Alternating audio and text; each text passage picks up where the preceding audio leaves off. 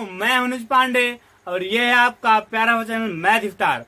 तो बच्चों, पिछले वीडियो हम लोग वेक्टर एनालिसिस का सभी डेरिवेशन और डिफिनेशन वगैरह अच्छे से पढ़ चुके हैं और आज के वीडियो में हम लोग न्यूमेरिकल स्टार्ट करेंगे।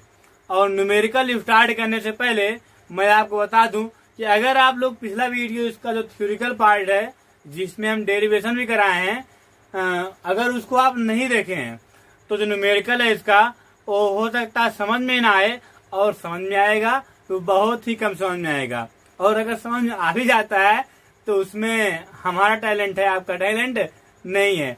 ठीक है, क्योंकि बिना देखे, अगर आप वीडियो बिना देखे, पिछला वीडियो देख कर बिना देखे भी अगर न्यूमेरिकल समझ जाते हैं तो हमारे समझाने का तरीका है, आपका टैलेंट बिल्कुल नहीं, आप लोग बिल्कुल मूर्ख हैं। सर अभी डिसलाइक मारूंगा आपका वीडियो। चलिए, लेकिन जो सच बात है उसको सच ही कहूंगा। ठीक है, चलिए तो पहले हम इसका फार्मूला देख लेते हैं, विशेष करे कौन कौन से फार्मूला यूज होंगे न्यूमेरिकल में, इसको हम लोग पहले देख लेते हैं, पढ़ लेते हैं, उसके बाद न्यूमेरिकल स्टार्ट करते हैं। चलिए, तो जो पहला फार्मूला है वो है एकांक सदिश ए कैप इक्वल वेक्टर ए पान माड वेक्टर ए। मतलब किसी सदिश का अगर आपको एकांक सदिश निकालना हो तो आप वेक्टर ए में उसके मैग्नीट्यूड से डिवाइड कर दीजिए, तुरंत आ जाएगा। ठीक है, चलिए अब नेक्स्ट फार्मूला है दो सदिश का पुच्छ या नोक आपस में जुड़े हों। इसको हम पिछले वीडियो में आपको बता चुके थे जब पढ़ा रहे थे आपको वेक्टर एडिशन ऑफ पैरेललोग्राम ला, ये सब जब पढ़ा रहे थे वेक्टर एडिशन ऑफ ट्रायंगल ला, तो वहां पे आपको बताए थे कि शायद वेक्टर एडिशन ऑफ पैरेललोग्राम बताए थे कि अगर दो वेक्टर का रिजल्टेंट निकालना हो तो उसमें ये ध्यान रखना होगा कि दोनों वेक्टर का या तो हेड हेड जुड़ा हो, मतलब कि जो उसका अग्रभाग होता है, या तो टेल टेल जुड़ा हो। ठीक है, ये बात ध्यान रखिएगा। तो अगर ऐसा हो तथा उनके बीच का कोण का छोटा कोण, बड़ा नहीं, जैसे आप देखिए यहाँ पे एक वेक्टर है जिसका नाम है वेक्टर ए, और इस यहाँ पे ये ऐसे एक वेक्टर है, इसका नाम वेक्टर बी। तो इसके बीच दो एंगल बन रहे हैं, एक ये वाला और एक ये वाला। तो हमें कौन सा एंगल लेना है? छोटा वाला। तो हम मान लिए इसके बीच में एंगल कितना है? थीटा। और यहाँ पे देख रहे हैं आप दोनों वेक्टर टेल से टेल जुड़ा हुआ है। ठीक है, तो वही कह रहे हैं तथा उनके बीच का छोटा कोण थीटा हो तो परिणामी सदिश आर इक्वल क्या होगा? Vector A square, sorry R equal A square plus B square. और यहाँ पे आप पूरे में अंडर रूट लगा दी, क्या लगा देंगे? Under root. यहाँ आर इक्वल क्या हो गया? Under root A square plus B square plus 2ab cos theta. समझ गए?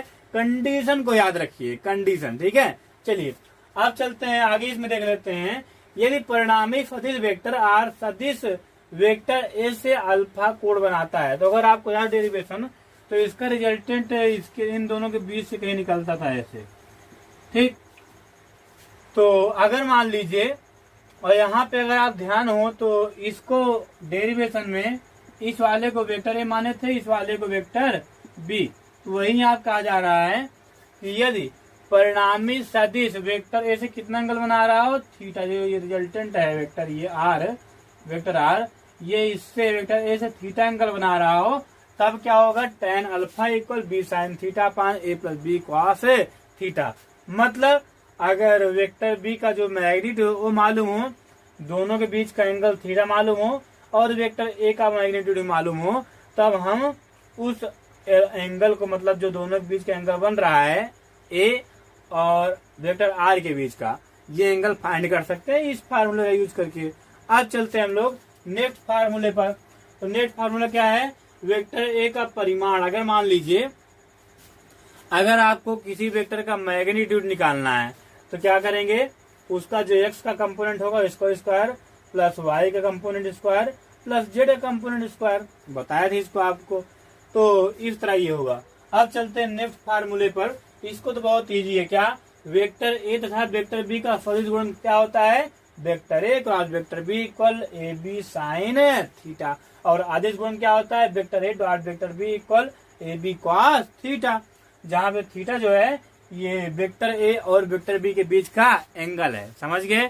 चलिए अब हम देखते हैं फार्मूला नंबर 6। तो फार्मूला नंबर 6 का जो है इसका दो कंडीशन है, एक बोर्ड में नहीं आया है, इसको न्यूमेरिकल करते हुए दूसरा बता देंगे, एक बताएं इसको आप देखिए, और अगर नीचे का पार्ट ना दिखे तो जो बोल रहे हैं उसी से समझ लीजिएगा, ठीक है। चलिए, यदि शांत जल में एक तैराक का वेग वेक्टर वीएम हो, किसके रिस्पेक्ट में, ग्राउंड के रिस्पेक्ट में, आप ये बात आप ध्यान रखिएगा। मतलब यदि शांत जल में एक तैराक का वेग ग्राउंड के रिस्पेक्ट में कितना हो, वीएम, ठीक है, अर्थात वेक्टर वीएम जी हो। वेक्टर वीएम जी मतलब velocity of man respect to ground, ठीक है। जल प्रवाह का वेग वेक्टर वी आर हो, किसके रिस्पेक्ट में, ग्राउंड के रिस्पेक्ट में। मतलब अगर हम कोई व्यक्ति ग्राउंड से खड़ा होकर देखे तो उसको वेग कितना दिखे, वेक्टर वी आर, ठीक है। तो न्यूनतम दूरी में नदी को पार करने में लगा समय का फार्मूला क्या होगा, d/अंडर रूट VmG² माइनस VRG²। यहाँ VmG क्या है, velocity of man respect to ground, अब VRG क्या है, velocity of river respect to ground, और यहाँ पे जो D है ये है नदी की चौड़ाई, ब्रीथ ऑफ रिवर। तो समझ गए। अब हम स्टार्ट करते हैं न्यूमेरिकल। तो न्यूमेरिकल स्टार्ट करते हैं। तो पहला न्यूमेरिकल क्या है, एक बिंदु पर 6 न्यूटन व 8 न्यूटन के दो बल परस्पर समकोण बनाते हुए कार्य कर रहे हैं। वेक्टर आरेख खींचकर परिणामी बल ज्ञात कीजिए। कौन सा बल, परिणामी बल, रिजल्टेंट फोर्स। चलिए, तो इसको हमें वैसे फार्मूला से हो जाएगा। अगर दो बल हैं, दो वेक्टर हैं, दोनों के बीच में थीटा एंगल है, तो हम कौन सा फार्मूला यूज कर सकते हैं, R=√a² + b² + 2ab cos theta, ठीक है। लेकिन यहाँ पर कह रहा था कि ऐसा है, उसको नहीं, इजी वाला नहीं, आपको स्केल, पेंसिल और प्रोटेक्टर का यूज करना पड़ेगा, ठीक है। चलिए, तो कैसे करना है सुनिए। सबसे पहले इसमें दो वेक्टर दिया है, क्या है, दोनों परस्पर क्या है, समकोण बना रहे हैं, मतलब 90 डिग्री एंगल पर हैं। तो सबसे पहले आप पहला वेक्टर खींच लीजिए 6 न्यूटन, ठीक, और दूसरा वेक्टर खींच लीजिए 8 न्यूटन, और दोनों का टेल से टेल जुड़ा होना चाहिए। क्या, टेल से टेल या हेड से हेड, ठीक। शुरू में एंगल कितना बन रहा है, 90 डिग्री, ठीक है। अब देखिए ध्यान से, अब आपको रिजल्टेंट फाइंड करना, तो ऐसा नहीं कि इसको आप ऐसे ऐड कर देंगे, आंसर तो आ जाएगा, लेकिन कंसेप्ट रॉन्ग हो जाएगा, और इस तरह से आगे क्वेश्चन आपके जो सॉल्व होंगे वो रॉन्ग हो सकते हैं, ठीक। इसलिए आप कॉन्सेप्ट सही लगाइए। चलिए, तो उसमें कॉन्सेप्ट क्या था ट्रायंगल नामे, कि पहले वेक्टर का हेड दूसरे वेक्टर के टेल से जुड़ा होना चाहिए। तो चलिए कुछ शिफ्टिंग कर देते हैं फिर हम लोग। तो क्या करें कि इसमें काम बन जाए। तो इस वेक्टर को उठा के हम ऊपर कर लेते हैं, ठीक है, और इसको नीचे कर लेते हैं। तो ये देखिए, ये साइंस से डायरेक्शन वगैरह मैग्नीट्यूड सब वही रहेगा, बस स्थान चेंज हो जाएगा बस। ये कितना फोर्स है, 8 न्यूटन, कितना, 8 न्यूटन। और इसको हम अब मान लो इसको नीचे किए, इसको ये अपने प्लेस पर है, ठीक है, ये चाहे इसको शिफ्ट करिए, बस डायरेक्शन मैग्नीट्यूड सेम हो बस, ठीक। तो ये कितना हो गया, 6 न्यूटन, और ये हो गया 8 न्यूटन। कैसे खींचेंगे आप, इसके लेकर एक 6 सेंटीमीटर की लाइन और एक 8 सेंटीमीटर लाइन इसी तरह खींच देना है, और दोनों के बीच में कितना एंगल होना चाहिए, 90 डिग्री, ये ध्यान रखिएगा। आप थोड़ा ध्यान दीजिए। अब आप जानते हैं कि परिणामी ज्ञात करने के लिए, रिजल्टेंट फाइंड करने के लिए हम क्या करेंगे, पहले वेक्टर के टेल को दूसरे वेक्टर के हेड से जोड़ देना है। तो जोड़ देते हैं, चलिए ठीक है, ये साइन खचा, ये हो गया, ठीक है। अब इसका आप लंबाई फाइंड कर लीजिए स्केल से, ये स्केल से। अब अगर नहीं मालूम आपको कि इसकी लंबाई कैसे फाइंड करें, क्योंकि हो सकता है आपकी पटरी जो है, स्केल जो है छोटी हो तो ना है उसमें, तो अब करना क्या है, 2 न्यूटन इक्वल 1 सेंटीमीटर मान लेना। इसलिए माना 2 न्यूटन इक्वल 1 सेंटीमीटर, तब जाके आप यहाँ पे 6 न्यूटन है ना, तो यहाँ पे 3 सेंटीमीटर लाइन खींचेगा, और यहाँ पे 4 सेंटीमीटर का। तो यहाँ पे जब आप खींचेंगे तो जो वैल्यू आएगी वो वैल्यू होगी 5 सेंटीमीटर। तो 5 को 2 से गुणा कर दीजिएगा, 10 आ जाएगा, 10 न्यूटन हो जाएगा। क्यों 2 से गुणा करना है, क्योंकि आप माने 2 न्यूटन इक्वल 1 सेंटीमीटर, ठीक है। चलिए, तो इस तरह से इसकी आप लंबाई ज्ञात कर लेंगे, तो जो लंबाई होगी वही परिणामी वेक्टर का मान होगा, रिजल्टेंट वेक्टर की वैल्यू होगी। तो इसकी वैल्यू आ जाएगी, आप देखेंगे तो 10 न्यूटन। ठीक है, और डायरेक्शन हम अगर मालूम करना हो, यहाँ पे डायरेक्शन तो नहीं कहा है, लेकिन मान लीजिए आगे क्वेश्चन में कहेगा भी, तो हम मान लेते हैं कोई चाहिए एंगल, मान लीजिए कितना है, थीटा। कितना एंगल है ये, थीटा। अब इस थीटा का मान निकाल लेंगे, और थीटा का मान जो आएगा वही लिखेंगे क्या, कि परिणामी वेक्टर 6 न्यूटन के बल से इतना एंगल बना रहा है। ठीक है, चलिए, तो यहाँ पे आप जानते हैं कि थीटा के बगल वाला क्या होता है, आधार, उसके सामने वाला लंब, तो लंब हो गया और ये आधार हो गया। लंब आधार किसमें होते हैं, tan cot में, तो लगा दीजिए tan वाला। तो क्या हो जाएगा, यहाँ पे देखिए, यहाँ से कोपचे में आइए, tan थीटा इक्वल क्या हो जाएगा, लंब बटा आधार 8/6। तो यह क्या हो जाएगा, 4/3। तो यहाँ पे थीटा का मान क्या हो जाएगा, थीटा का मान, इसको उधर ले जाएंगे, क्या हो जाएगा, tan इनवर्स। इनवर्स आप पढ़े नहीं पढ़े, नहीं पढ़े होंगे भाई, आपका मैथ में चालू हो गया होगा।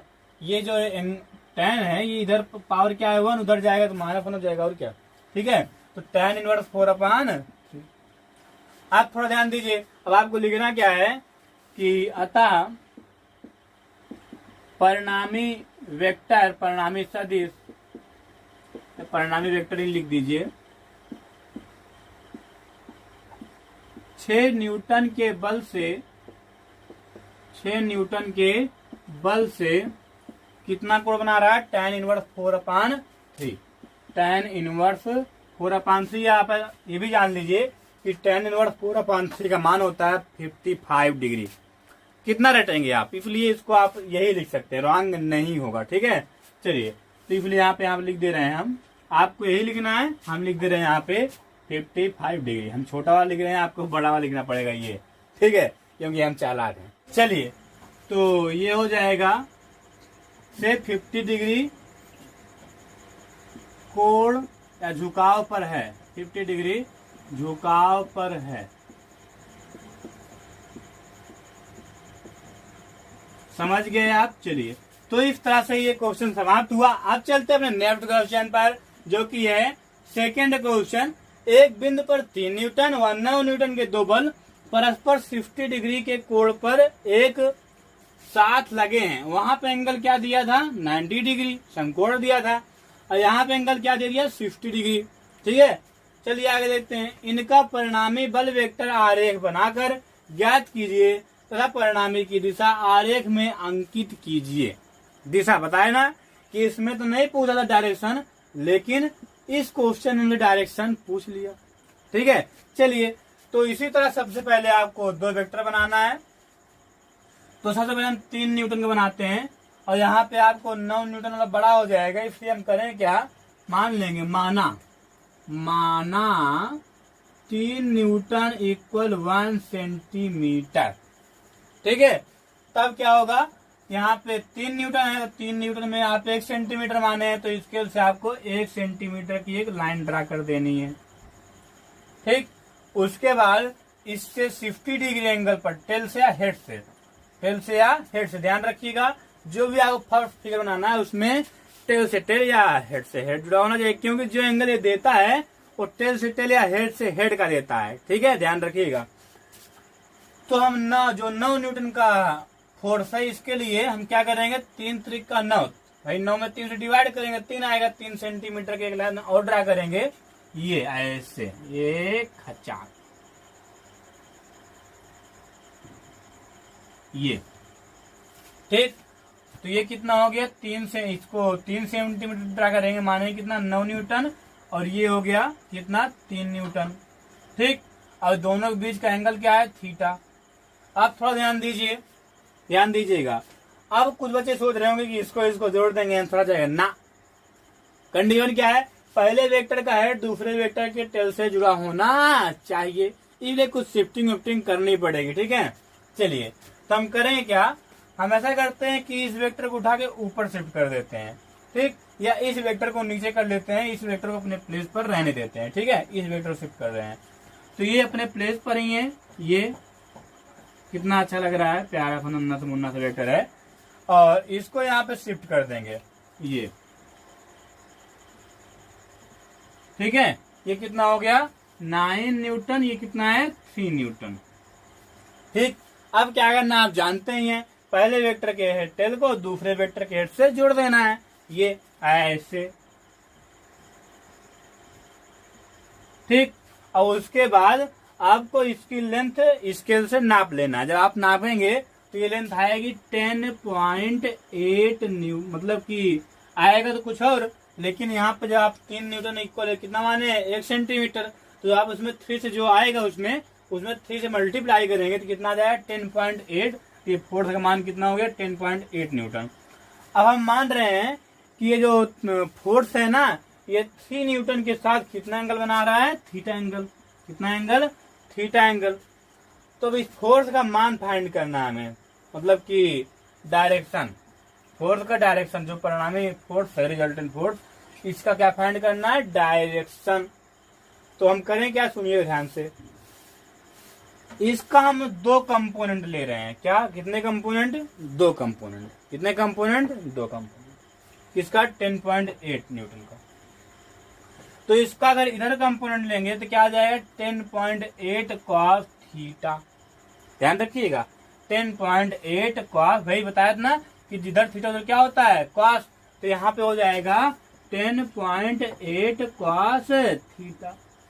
और इक्वल इसका मान कितना है बताइए, 3 न्यूटन। तो इक्वल लिख देंगे 3 न्यूटन, अर्थात 3 लिख दीजिए। तो यहाँ पे कॉस थीटा इक्वल क्या हो जाएगा, ध्यान रखिएगा 3/10.8। अब यहाँ पे जब आप डिवाइड करेंगे तो थीटा का मान आएगा क्या, जो भी आएगा ऐसा लिख दे, थीटा इक्वल कॉस इनवर्स 3/10.8।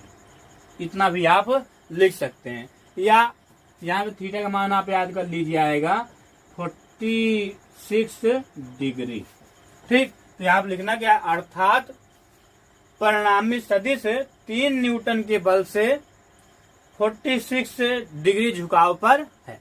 समझ गए, चलिए तो अब हम चलते हैं क्वेश्चन नंबर 3 और 4 पर। तो क्वेश्चन नंबर 3 है, 2 परस्पर लंबवत वेक्टरों वेक्टर व वेक्टर बी के परिमाण क्रमशः 6 व 8 मात्रक है। मतलब यहाँ पे यूनिट नहीं गिवन है, ठीक है, बोल दिया है कोई वेक्टर हैं जिनका मैग्नीट्यूड क्या है 6 व 8। अब देखिए, वेक्टर आरेख खींचकर vector A minus vector B का परिमाण व दिशा ज्ञात कीजिए। तो 2 वेक्टर हैं, दोनों वेक्टर का परिमाण व दिशा, दोनों वेक्टर का आरेख खींच करके vector A minus vector B का परिमाण व दिशा ज्ञात करना है। तो इसके लिए एक ही मेथड है, क्या, ट्रायंगल ला। बना देते हैं ट्रायंगल ला फिर। और आपको याद होगा कि vector A minus vector B find करने के लिए हम क्या करते हैं, सबसे पहले हम वेक्टर ए को वेक्टर माइनस बी में जोड़ देते हैं, यही करते ही हैं। सबसे पहले क्या, मतलब यही कर देंगे तो आ जाएगा। वेक्टर बी का मान हमें दिया है, वेक्टर बी का जो मैग्नीट्यूड दिया है, लेकिन माइनस वेक्टर बी का मान नहीं दिया है। तो हमें क्या करना पड़ेगा, डायरेक्शन चेंज कर देंगे। और जो डायरेक्शन चेंज करने में जो वैल्यू आएगी वही क्या होगी, माइनस वेक्टर बी की वैल्यू। चलिए देख लेते हैं फिर। वही कह रहा हूँ कि जो पिछला वीडियो देखे होंगे थ्योरिटिकल पार्ट वाला, उनको ज्यादा समझ में आएगा, ठीक है। चलिए, तो सबसे पहले एक वेक्टर खींचते हैं। यहाँ पे भी जो मान दिए हैं बड़े दिए हैं, इसलिए हम मान ले रहे हैं कि माना 2 मात्रक इक्वल 1 सेंटीमीटर, या आपका मान ना भी मानिए तब भी ठीक है। ठीक, चलिए, तो यहाँ पे 2 मात्रक मतलब 1 सेंटीमीटर, तो यहाँ पे 6 मात्रक दिया है। तो इसके लिए हम क्या करेंगे, ध्यान दीजिए, 6 मात्रक मतलब 3 सेंटीमीटर। तो यहाँ पे 3 सेंटीमीटर का एक वेक्टर खींच लेंगे। और दूसरा वेक्टर क्या है, दूसरा वेक्टर का मैग्नीट्यूड क्या है 8 मात्रक। तो 8 मतलब 2 में डिवाइड करेंगे तो 4 आ जाएगा। तो 4 भी ऐसे खींच लेना 90 डिग्री एंगल पर। दोनों वेक्टर का या तो टेल से टेल जुड़ा हो या तो हेड से हेड। तो यहाँ पे ये हो गया 8 मात्रक 8 यूनिट, और ये हो गया 6 यूनिट। समझ में आ रहा है, चलिए ठीक है। अब इसके बीच का एंगल देना कितना है 90। हमें क्या फाइंड करना है, vector A plus minus vector B. मतलब vector A minus vector B. तो हम करेंगे क्या, ध्यान से देखिए, हम जो वेक्टर ए है हम मान लेते हैं ये जो है ये आपका वेक्टर ए है और ये क्या है वेक्टर बी, और ये दोनों दो दिए मैग्नीट्यूड है, क्या है मैग्नीट्यूड, इसलिए माड निकाल दे रहे हैं। ठीक है, अब थोड़ा ध्यान दीजिएगा, हमें फाइंड क्या करना है, vector A minus vector B. अगर हम क्या करें, इसका डायरेक्शन चेंज कर दें, डायरेक्शन क्या कर दें, चेंज कर देंगे, तो ये मान किसका हो जाएगा, माइनस वेक्टर बी का, मतलब माड माइनस वेक्टर बी का। तो वही करेंगे हम, ध्यान दीजिए यहाँ पे। तो इसका डायरेक्शन चेंज करें तो ये ऐसे हो जाएगा, देखिए ये हो गया क्या 6 यूनिट, और यहाँ पे ध्यान देंगे, इसको मिटा देते हैं, अब आप लिख लीजिएगा इसको, ये हो गया 8 यूनिट, ठीक 92।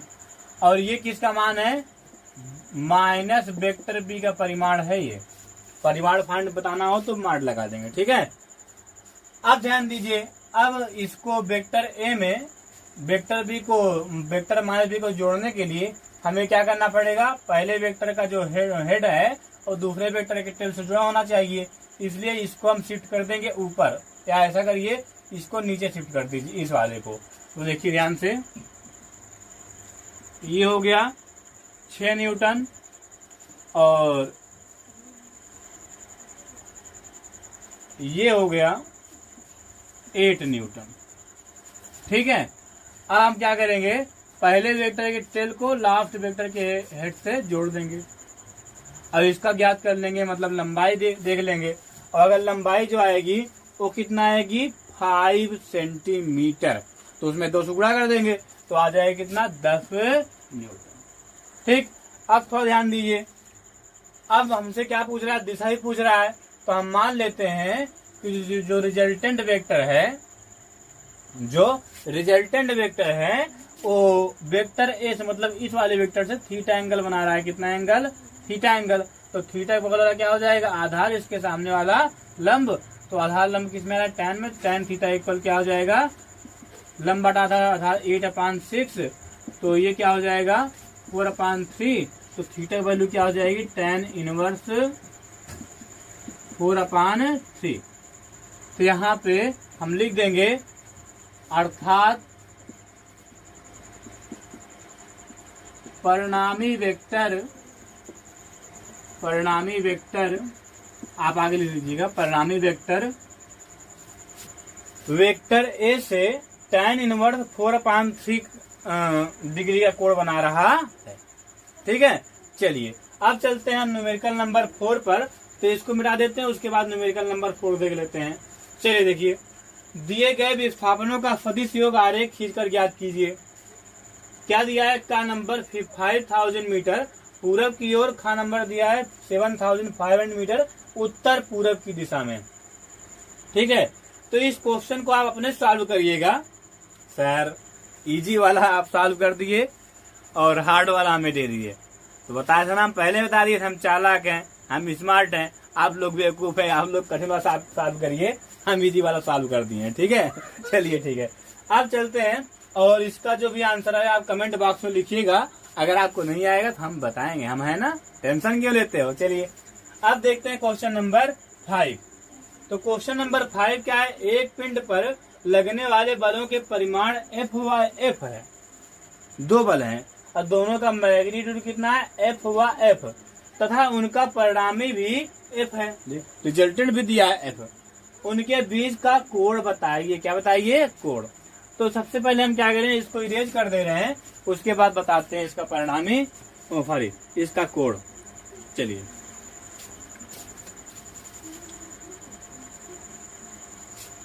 हमें क्या पूछ रहा है, हमें पूछ रहा है कि इनके बीच में एंगल कितना उसको बताओ, मैग्नीट्यूड और रिजल्टेंट हम बता दे रहे हैं, तुम केवल एंगल बता दो।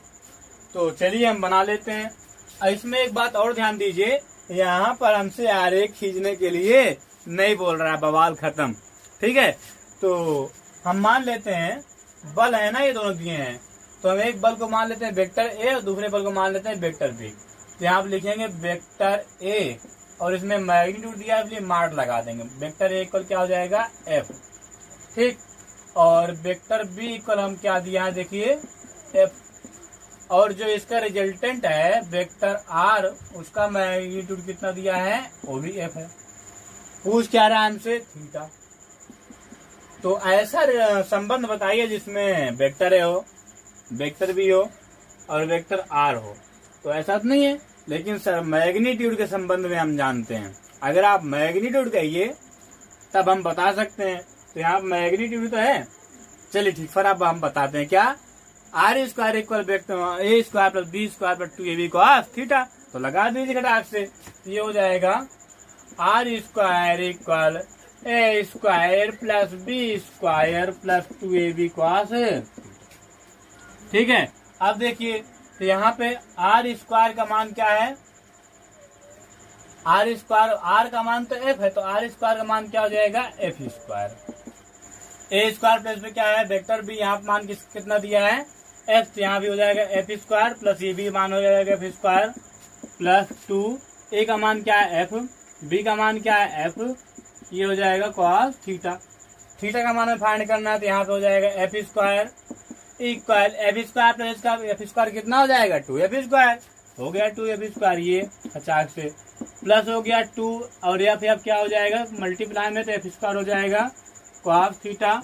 यहाँ पे इधर आएगा तो माइनस क्या हो जाएगा माइनस एफ स्क्वायर, ठीक है, equal to F square cos theta. F square cancel हो गया, बचा क्या कॉस थीटा इक्वल 1/-1 क्या हो गया 2, तो थीटा इक्वल क्या हो जाएगा 120 डिग्री। भाई कॉस -1/2 कॉस के प्रथम किसकी वैल्यू होती है कॉस 120 डिग्री। तो ये हो गया थीटा का मान, अर्थात दोनों वेक्टर एक दूसरे से कितना एंगल बनाएंगे 120 डिग्री का एंगल। समझ गए।